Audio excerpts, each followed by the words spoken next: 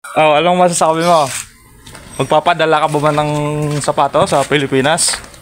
Okay Ha? na yan. Okay na yan. Talagang ganyan talaga mga mahirap na tao. Simple lang, hindi natin kailangan ng mga material na bagay na mga mamahalin.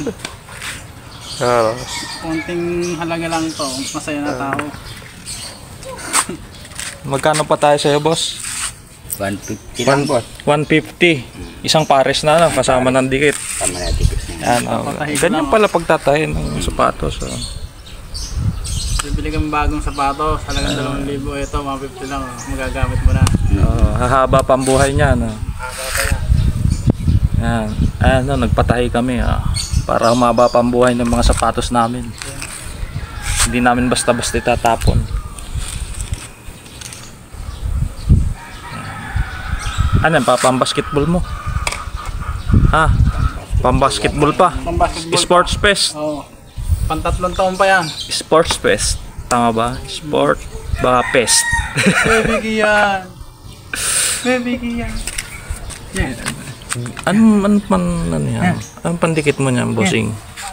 Ito super dikit. Super dikit. Ito 888. 888. Para pagka naano ng ano, 888. bibili tayo niyan, tayo na rin magdidikit. Dikit tsaka tahi. Oo, yung Titiba yan. super dikit yan. Super dikit. Lagi ka pala dito, bossing. Ngayon lang natin Hindi natsimpuhan. ako ng check. Ganyan lang. Di ko matanggal to. Yan, Lumutong. medyo tanghali. Kasi minsan nadan ako dito maaga pa. Yan siguro. Maaga. Makatulog pa Lagi kayo. gantong oras, boss. Makatulog pa kayo pag lang ko. Minsan nasa trabaho. Minsan nadan ako dito alas 6, alas 7. Ngayon ako tinanghali. Napasarap ng tulog eh. May pwesto ka dyan, boss, sa Makabling? Wala. Sa bahay lang. Sa bahay. Yung mga nakakilala lang sa akin, pinupuntahan ako. Ano, iniikutan mo lahat ng mga barangay? Lahat. Barangay, Hanggang subdivision. Malitlit yan. Napunta ako Malitlit. Kabuyaw. Dito sa Santa Rosa. Mga subdivision.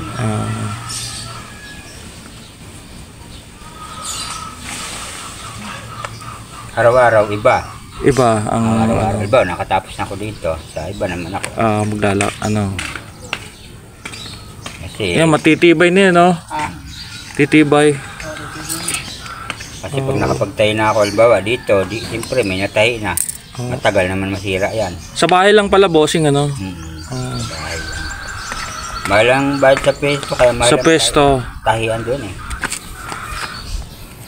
Minsan wala rin. Babayad ka lang sa pesto, mahal, 5,000 isang buwan. Oo. Ay, oo. Dapat magandang pwesto mo, ano? Maganda yung doon sa matao talaga. Saka maraming kalaban sa niya.